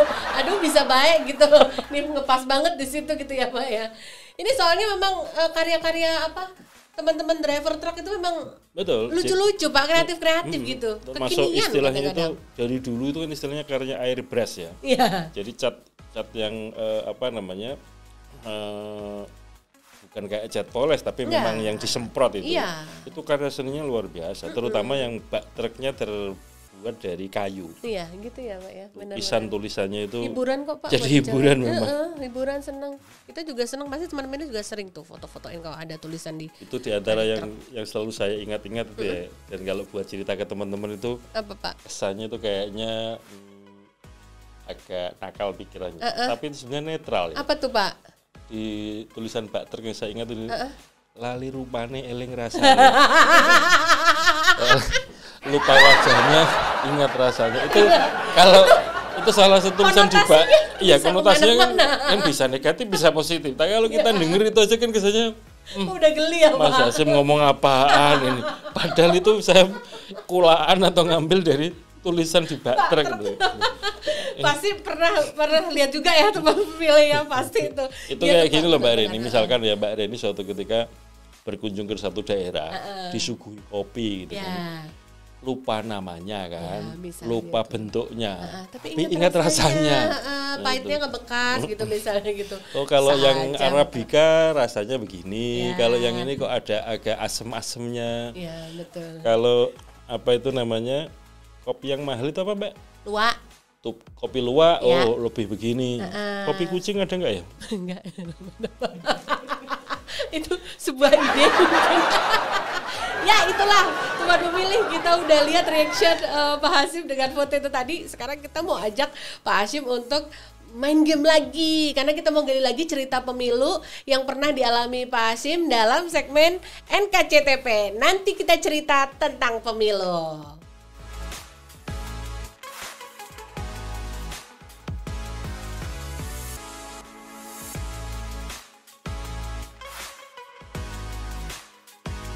Nah, teman pemilih, sampai juga kita di sesi NKCTP. Nanti kita cerita tentang pemilu. Sekarang kita akan mengajak Pak Hasyim untuk menggali lagi kenangan beliau tentang cerita yang pernah beliau alami semasa menyelenggarakan pemilu dan juga pemilihan selama sekian tahun terakhir ini beliau bekerja sebagai penyelenggara pemilu. Caranya sama seperti episode yang sebelumnya. Kita akan meminta Bapak untuk mengambil gulungan yang ada di dalam fishbowl ini. Cuma nanti Bapak ambil, ada beberapa ya Pak, ambil satu, Bapak baca, tunjukkan. Nah nanti Bapak langsung keingetnya pengalaman apa kalau lihat kata-kata itu. Yang buka Mbak Reni aja ya, saya deg-degan ya. Saya bukakan ya, nih teman pemilih. Saya akan membukakan yaitu, apa nih, terkenang. Terkenang, nah beberapa detik Bapak pikirkan kira-kira pengalaman menyelenggarakan pemilu apa yang ini. Pak kalau bisa untold story nih, kalau bisa yang impress banget gitu mengandung kata terkenang ini, tapi itu kayak belum pernah diceritain ke forum gede apa gitu. Mangga tuh Pak. Saya jadi penyelenggara pemilu di antara yang terkenang ya. Saya pernah dinyatakan sebagai tersangka. Tersangka apa Pak? Tersangka apa itu? Ada dua peristiwa ya. Pada pemilu 2019 saya kira sudah jadi public story lah ya. Semua orang tahu gitu bahwa ada pengurus partai politik yang nyalon DPD ya. Waktu itu kan MK membuat putusan bahwa pengurus partai politik itu nggak boleh nyalon DPD. Nah, situasinya ketika putusan MK itu muncul, yang bersangkutan itu sudah jadi masuk DCS, daftar calon sementara ya. Nah, kemudian pertimbangan kita ini lanjut atau enggak, jadi DJT, daftar calon tetap atau enggak. Nah, karena MK menyatakan begitu kan kemudian dinyatakan TMS ya, tidak memenuhi syarat untuk DJT. Nah, itu pada kesempatan itu saya sama Mas Arief Budiman ya, Mas Arief Budiman waktu ketua KPU, saya divisi hukum, itu dinyatakan tersangka seingat saya di Barreskrim Mabes Polri, tapi kemudian pemeriksaan selanjutnya dilakukan oleh di Reskrim di Polda Metro Jaya. Nah itu yang 2019. Itu yang keinget ya Pak. Yang 2020 peristiwa Pilkada Bovendigul, kan ada calon yang masuk kategori mantan terpidana ya. Tetapi durasi waktu sejak dinyatakan statusnya bebas murni atau sudah mantan terpidana, sudah selesai menjalani semuanya itu, kan ada putusan MK harus durasinya 5 tahun ya, dengan masa pendaftaran. Nah, durasinya ini belum mencapai 5 tahun. Nah, daftar oleh KPU Bovendigul dinyatakan MS. Sudah kita kasih bintek dan segala macam, tetap di MS kan. Mau tidak mau kan kemudian kita ambil alih nih. Kemudian kita nyatakan TMS. Nah disitulah juga lagi-lagi saya sama Mas Arief Budiman juga dinyatakan tersangka oleh Polres Bovendigul. Jadi itu diantara yang terkenang. Terkenangnya bikin deg-degan. Emang makanya itu kan. Aduh. Kalau Memang betul Mbak Reni, di Undang-Undang Pemilu itu konstruksi hubungan antar lembaga kan KPU selalu ya. Ya. Kalau digugat atau disengketakan ke Bawaslu namanya terlapor, termohon. Kalau digugat di MK namanya termohon. Ya. Kalau ke PT UN, Mahkamah Agung kan tergugat. Ya. Kalau diadukan ke DKPP jadi teradu. Semuanya itu yang kita mohonkan itu jangan sampai jadi tersangka dan seterusnya. Amit-amit ya Pak ya. Jangan makanya kalau ada pertanyaan terkenang begitu inget ternya itu udah langsung memorinya ketarik gitu. Moga-moga nggak kejadian lagi deh. Tidak kejadian lagi. Amin. Ayo Pak kita lanjut cerita lain Pak. Mudah-mudahan lebih nggak yang ada terternya Pak. Mudah-mudahan. Ketemu Pak. Bentar, dalam banget ini. Tidak sedalam samudra Pak. Lebih dari perasaan. Ya. Oke saya bukakan. Yang kedua, Pak produser ngangkat Pak. Oke. Nanti kita bikin stand up comedy lagi. Kayaknya saya berbakat. Podcast komedi jadi ya. Iya, oke. Mudah-mudahan ini membawa kenangan yang lebih seru. Kaget. Ya, teman pemilih baca. Kaget. Apa ya Pak yang langsung keinget kalau dengar kata-kata kaget? Mangga Pak.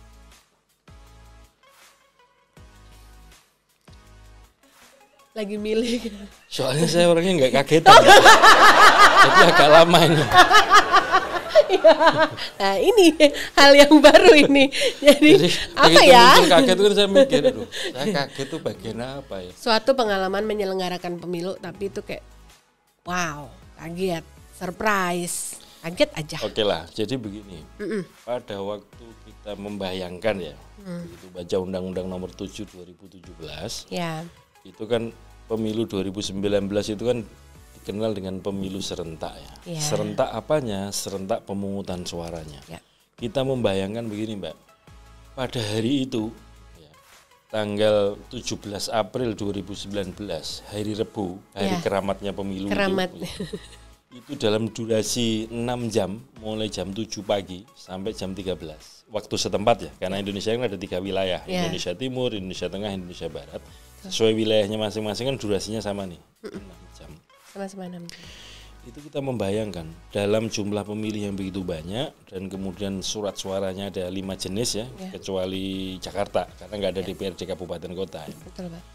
Itu bayangan kita, aduh, betapa rumitnya ini, betapa deg-degannya ini, mendebarkan gitu ya.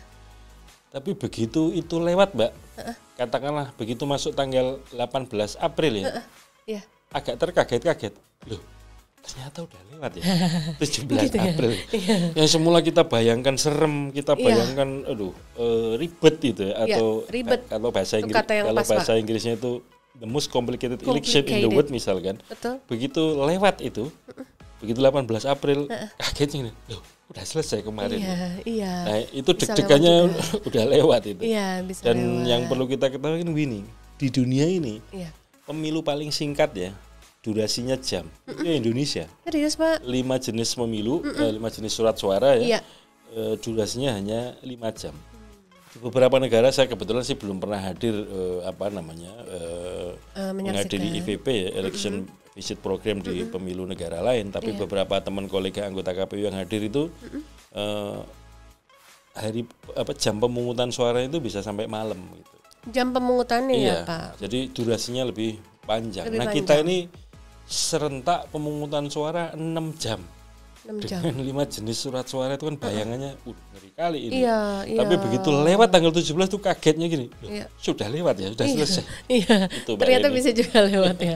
Iya, itu yang pimpinan KPU aja juga terkaget-kaget ya. Maksudnya tentu dengan diiringi apa istilahnya rasa syukur ya Pak. Ya harus ikhtiar, berdoa gitu kan. Semuanya ternyata bisa kita jalani dengan bersama-sama. Dan berkolaborasi kerjasama ya. Betul, itu pasti. Satu lagi dong Pak. Apaan? Ada ini. Wih, 3 kali ya? Iya. Kayak minum obat aja. Biar komplit. Iya betul. Nah sambil kita mau lihat nih ya teman pemilih. Ya kita akan bacakan dulu yang udah dipilih nih, kayaknya yang ketiga aja udah. Silakan Bapak. Lucu. Nah, sebelum Bapak bercerita, teman pemilih jangan lupa loh, untuk yang belum subscribe harus subscribe dulu akun YouTube Komisi Pemilihan Umum Republik Indonesia supaya bisa mendukung semua media sosial KPU RI untuk bisa memberikan update informasi kepemilihan, terutama ikuti terus di podcast KPU RI ya teman pemilih ya. Jangan lupa subscribe karena subscribe itu gratis. Pak, udah keinget belum? Di antara peristiwa kepemiluan ya yang lucu dan baru saya sadari itu ya karena saya pelakunya. Ya. Waktu sidang MK yang PHP Pilpres ya. Ya. Ternyata saya sempat tertidur dalam sidang. Serius. Dan itu jadi apa? Viral. Aduh. Viralnya tuh gini nih. Itu kenapa, udah duduk di depan, sudah pilihannya pakai batik paling bagus, pakai peci, tapi kalau udah ketiduran ya manusia biasa gitu. Sampai ada di video-video di film-film itu di YouTube itu nanti bisa dicari sendiri ya.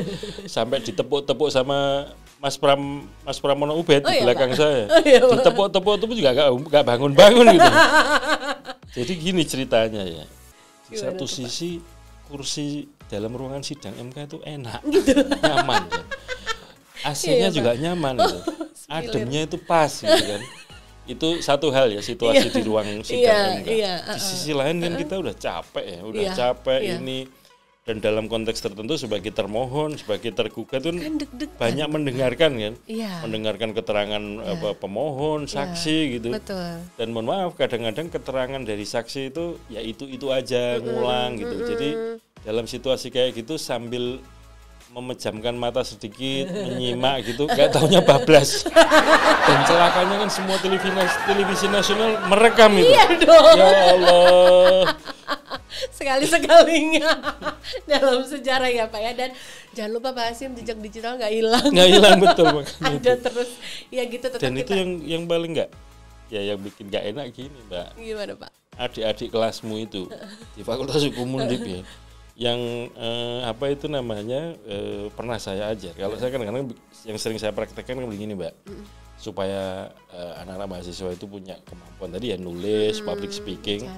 Saya kuliah di pertemuan pertama, pertemuan kedua itu kan semacam kontrak belajar ya. Oh iya. Kita satu semester mau belajar ini, bukunya ini, kurang lebih capaian-capaian yang mau kita capai ini. Next, kemudian saya siapkan 5 pertanyaan. Dan kemudian saya minta menjawab pertanyaan itu bukan model jawab. Pertanyaan itu menjadi bahan untuk nulis makalah. Oh gitu. Dan nyari jawabannya di undang-undang. Misalkan sedang bicara undang-undang mata kuliah hukum otonomi daerah misalkan. Maka undang-undang Pemda yang jadi rujukannya. Misal pertanyaan siapa sih pemerintah daerah? Siapa sih pemerintahan daerah? Siapa kepala daerah? Nanti mahasiswa tidak kemudian ngutip pasal tapi merumuskan itu dengan bahasanya sendiri tapi rujukannya ke situ. Pekan depan presentasi gantian.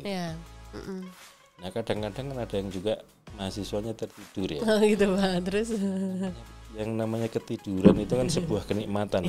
Saya nggak pernah akan membangunkan mahasiswa saya yang tidur gitu. Gitu Pak. Dan itu kemudian ketika saya tertidur di sidang MK, lalu ada yang di Twitter yang pada mention ke saya itu gini, oh ini toh pantas dulu waktu kuliah begitu, maksudnya mahasiswa yang ketiduran itu karena sebuah kenikmatan ya.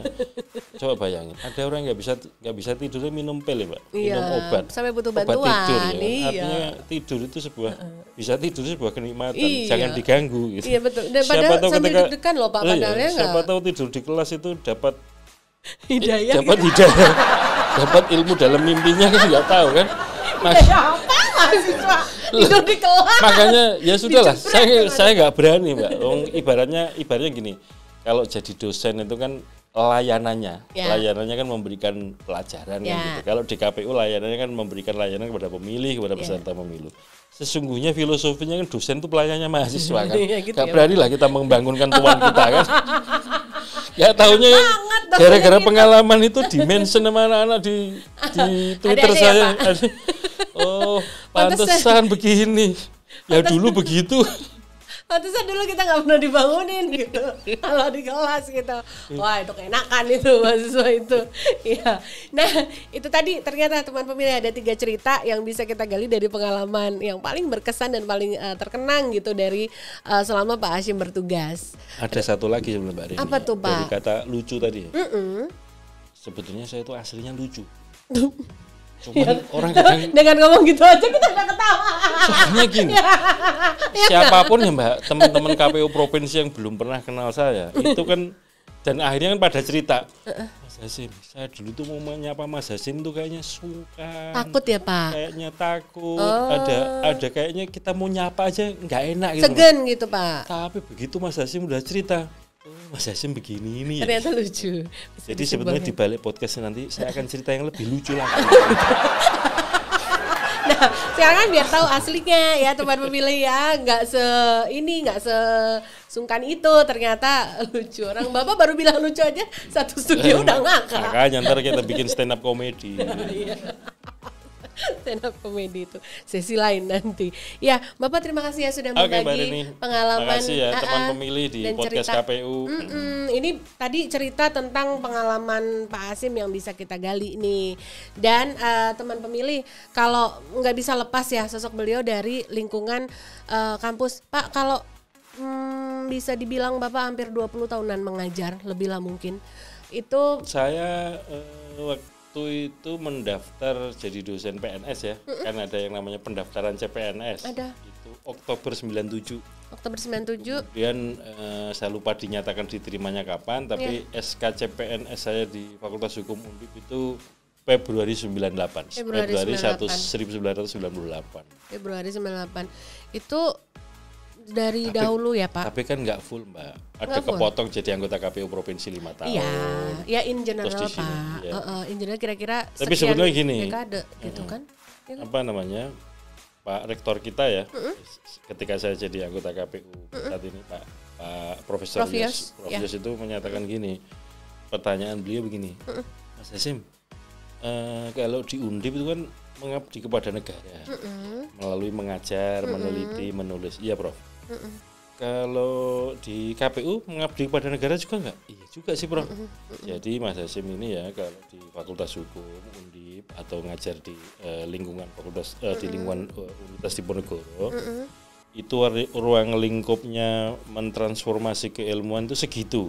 Yeah. Tapi kalau Mas Hasyim nanti tugas di anggota KPU, itu ruang lingkup transformasi keilmuannya lebih luas. Yeah. Karena ada pendidikan pemilih, penyadaran pemilih dan seterusnya, itu kan cakupannya lebih luas. Yeah. Makanya yang paling penting tadi itu keberkahan yang kita peroleh itu yang harus kita syukuri. Gitu, Mbak Deni. Iya betul Pak. Nah, Pak Hasyim kan bisa dibilang dari sekian periode lah Bapak mengajar itu, dari sejak mahasiswa tahun ketika Bapak awal di 98 sampai di akhir-akhir ini, di antara penugasan sebagai penyelenggara pemilu, Bapak tentu sudah bisa seperti melihat formulasi kalau mahasiswa-mahasiswa itu Pak secara umum sebenarnya siapa sih Pak yang lebih mereka dengarkan gitu Pak? Dalam termsnya, semisal kita nih penyelenggara pemilu mau memberikan banyak informasi, bujukan, mengingatkan agar mereka sadar terhadap hak pilihnya. Kalau dalam term seperti itu, mahasiswa-mahasiswa dalam masa Bapak pernah mengajar tuh kira-kira siapa yang akan lebih mereka dengarkan ya Pak? Guru, dosen, teman, public figure atau yang gimana, pertama Pak? Media ya Mbak, maksudnya begini, sekarang ini kan akses informasi kan luar biasa ya. Media macam-macam dan salurannya macam-macam ya.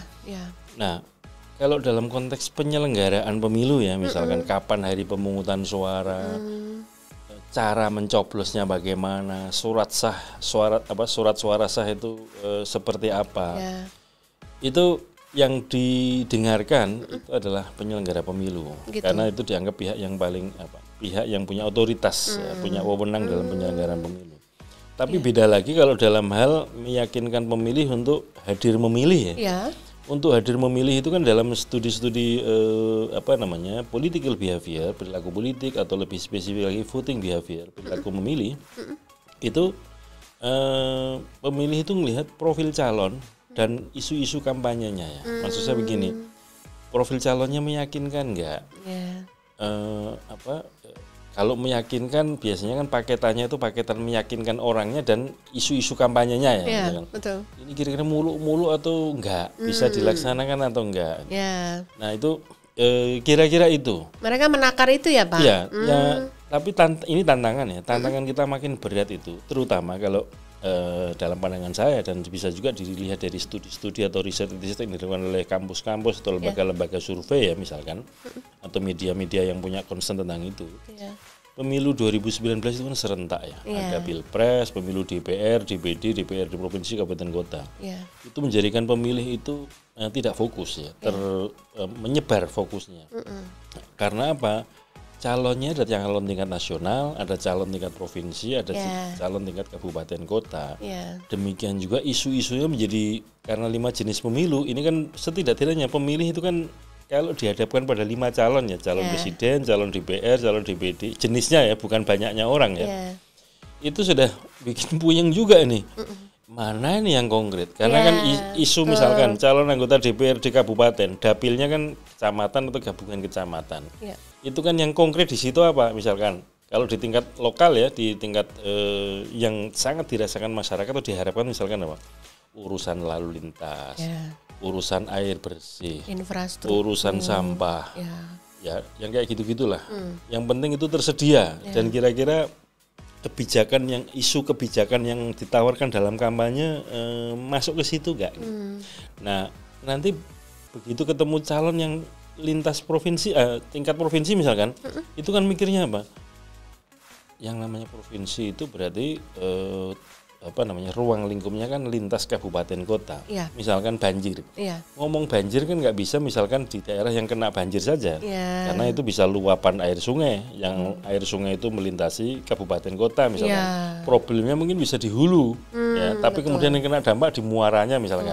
Ini kan nggak bisa dibicarakan di saat level kabupaten saja, lintas kabupaten kota yang itu bisa jadi wilayahnya provinsi atau wilayahnya nasional, tingkat nasional kan begitu. Nah, karena banyaknya topik kampanye ini menjadikan pemilih juga mengamati dan kemudian menjadikan itu sebagai faktor penentu hadir atau tidak, kemudian milih atau tidak. Nah itu jadi sebagai contoh gini Mbak Reni dan teman pemilih ya, memilih pemilu dalam DPD itu sebenarnya kan sederhana dibanding dengan lebih rumit menghadapi surat suara pemilu DPR dan DPRD ya. Tapi faktanya ya, surat suara tidak sah paling tinggi itu surat suara DPD. Itu jadi pertanyaan. Nah, ini harus dikaji, harus diteliti supaya apa? Ke depan ya setidak-tidaknya bagi KPU itu kalau membangun strategi sosialisasi, strategi pendidikan pemilih, itu berbasis kepada data-data yang ada tadi. Gitu. Misalkan kita ini kan pasti punya peta ya, tingkat partisipasi nasional, provinsi, kabupaten, kota, bahkan kalau di breakdown bisa sampai tingkat TPS gitu ya. Termasuk surat suara TPS surat suara tidak sah itu ada di mana. Dari situlah kemudian jadi bahan untuk merumuskan strategi sosialisasi pendidikan pemilih. Ya semuanya harus setara informasi yang disampaikan. Tetapi ada fokus-fokus tertentu, ada titik tekan tertentu gara-gara apa? Oh di sini surat suaranya tidak sahnya tinggi. Ini harus dapat katakanlah menjadi target grup yang diutamakan misalkan. Itu bisa menjadi begitu. Itu yang penting. Tapi saya jadi ingat gara-gara Mbak Reni tanya kira-kira yang didengar siapa gitu ya. Itu pernah saya baca poster di kampus itu tulisannya kira-kira begini. Kalau muadzin mengumandangkan adzan udah nggak didengar mahasiswa ya. Tapi kalau dosen yang memanggil itu didengarkan mahasiswa, pertanyaannya apakah yang jadi muadzin harus dosen kan? Itu artinya apa? Dalam sih Pak itu. Itu artinya apa? Ada tokoh, ada orang yang kemudian kalau beliau berfatwa atau memberikan informasi itu dianggap benar gitu ya. Oleh karena itu dalam konteks ini KPU juga harus mampu memetakan dalam konteks tertentu di sini yang dianggap tokoh yang berpengaruh apa? Oh tokoh agama. Oh di sini guru. Oh di sini tokoh adat. Dan seterusnya yang kemudian itulah yang kita gandeng, kita ajak bersinergi dalam rangka untuk meningkatkan kualitas informasi kepemiluan, penyampaian pesan-pesan kepemiluan itu. Nah ini menjadi tugas juga KPU yang ingin saya katakan tadi, ketika mau melakukan pendidikan pemilih harus memetakan juga kira-kira tokoh panutan media yang dianggap familiar itu apa ya, apakah TV, apakah koran, apakah internet, apakah radio gitu.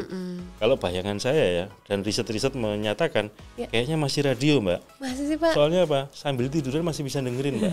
Kalau TV kan nggak mungkin sambil merem. Mata, ya, Pak, harus pakai mata. Iya, betul. Nah, kalau radio itu. Visual, Dan kemudian kita masih punya Radio Republik Indonesia yang stasiunnya di banyak tempat dan jaringannya di banyak tempat. Misalkan saya pernah ke Papua ya, RRI di Jayapura itu daya jangkaunya sampai Australia gitu. Serius, Pak? Ya, sehingga kemudian itu bisa menjadi strategi, misalkan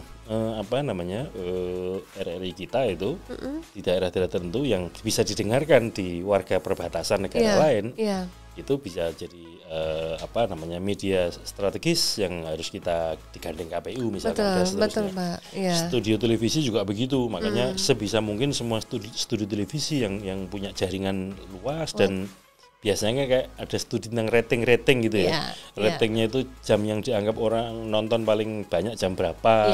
Betul. Nah, memang harganya mahal pasti. di prime time itu. Tetapi saya kira kan semua stasiun televisi punya istilahnya itu sedekah sosial ya untuk memberikan slot informasi kepemiluan ya. Nah, ini harus kita gandeng bersama gitu. Betul, Pak, betul. Termasuk media online ya, media internet itu. Soalnya sekarang perkembangannya kan tidak hanya teks ya. Dulu teks, lalu ada audionya. Sekarang ditempelin juga video kan. Walaupun untuk online dalam bentuk kantor-kantor berita, kanal-kanal berita itu tidak hanya teks, ada audio visualnya sekarang.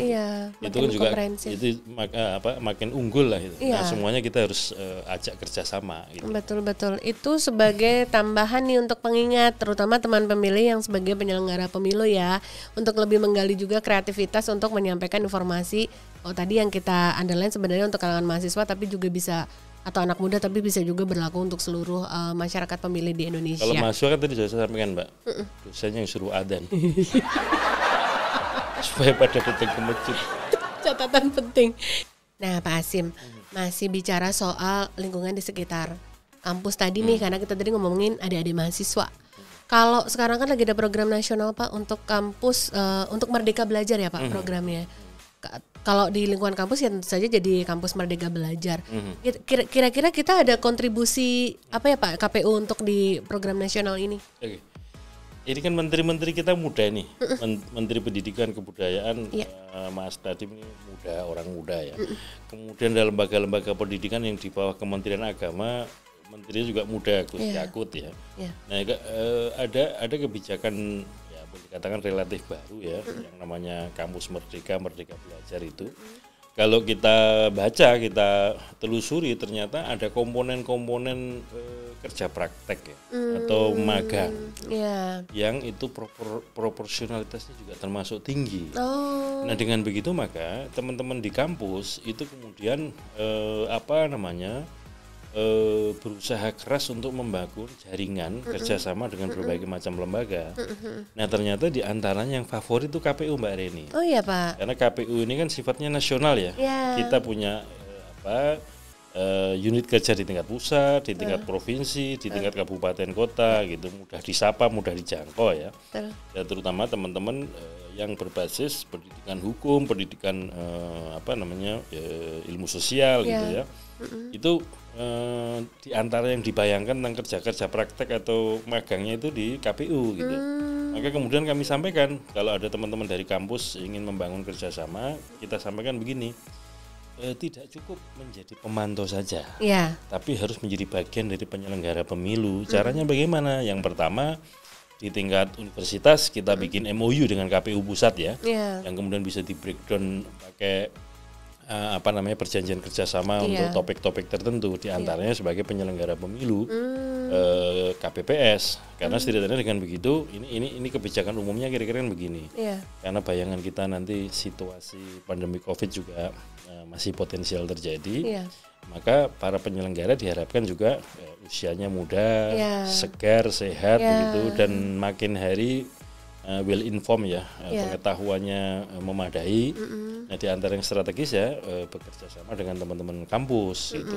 Sehingga nanti deploy-nya pendistribusian mahasiswa tugas itu berbasis KTP masing-masing. Gitu. Karena untuk jadi penyelenggara KPPS ya, itu kan harus warga setempat sesuai KTP-nya. Dengan begitu maka teman-teman mahasiswa yang tugas jadi anggota KPPS masih bisa milih. Karena kan nggak harus pindah milih kan, tetap di TPS kampungnya sendiri-sendiri. Betul. Kemudian yang kedua masih bisa jadi anggota KPPS karena dia milihnya tetap di kampung itu. Area tersebut. Nah, ini kan satu sinergi yang saya kira penting untuk kita semarakkan ya, supaya kemudian kampus KPU itu punya kolaborasi yang bagus, meningkatkan kualitas penyelenggara pemilu.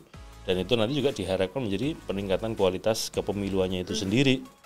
Apalagi pemilu 2024 nanti bukan hanya pemilu nasional ya yang digelar, tapi juga akan ada pilkada yang ini juga pengalaman baru juga. Diselenggarakan di 33 provinsi dan 514 kabupaten kota. Itu pada waktu yang bersamaan pemungutan suara digelar di seluruh wilayah Indonesia, kecuali Pilgub di Yogyakarta. Karena untuk Yogyakarta kan pengisian jabatan gubernur wakil gubernur tidak pakai pemilihan langsung ya. Betul. Itu membutuhkan tenaga banyak dan teman-teman kampus bisa menugaskan dosennya jadi pembimbing, sekaligus jadi peneliti, begitu kan. Mahasiswa-mahasiswa jadi petugas-petugas penyelenggara pemilu. Itu diantaranya cara pandang KPU ke depan untuk bersinergi dengan lembaga-lembaga lain dalam ini lembaga pendidikan ya. Betul Pak. Dan sekaligus tentu saja buat nilai tambah sebagai penyelenggara pemilu sendiri ini juga salah satu upaya untuk meningkatkan partisipasi pemilih ya Pak. Betul. Teman-teman yang masih muda-muda ini mahasiswa, mereka akan terdorong karena sebagai petugas KPPS, sebagai penyelenggara mereka mengalami sendiri, experience sendiri, dan dari situ juga pasti terdorong hati dan niatannya untuk juga pasti menggunakan hak suaranya juga di situ. Betul. Ya. Bapak, sebelum kita udah cerita panjang nih sama Pak Hasyim ya, dan sebelum nanti kita akan minta closing statement dari Pak Hasyim, Pak, andai-andai nih Pak, kita kan sekarang masih dalam proses seleksi untuk pimpinan KPU RI. Jika, amin, nanti Bapak masih meneruskan dipercaya untuk terus memimpin lembaga Komisi Pemilihan Umum Republik Indonesia, Bapak masih punya rencana apa Pak untuk KPU yang masih tersimpan kemarin belum terwujud? Ada dua hal ya Mbak. Yang pertama prinsipnya begini. Karakter lembaga KPU kita ini secara konstitusi kan disebut sebagai lembaga yang tetap. Tetap itu artinya eksistensi keberadaan lembaga ini sepanjang ada pemilu maka KPU tetap ada. Nah, oleh karena itu apa yang dikerjakan oleh KPU ke depan itu juga berbasis kepada apa yang sudah dikerjakan oleh KPU-KPU sebelumnya. Itu yang disebut dengan keberlanjutan, kesinambungan. Nah, itu.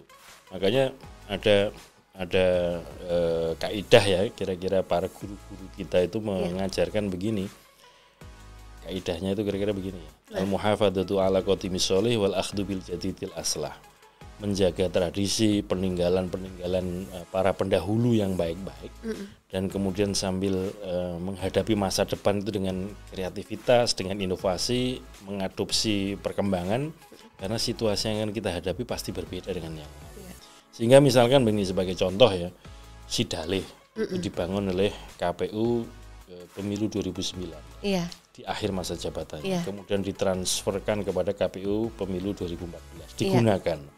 Sipol dibangun oleh KPU pemilu 2014 ditransformasikan dan efektif digunakan oleh KPU pemilu 2019.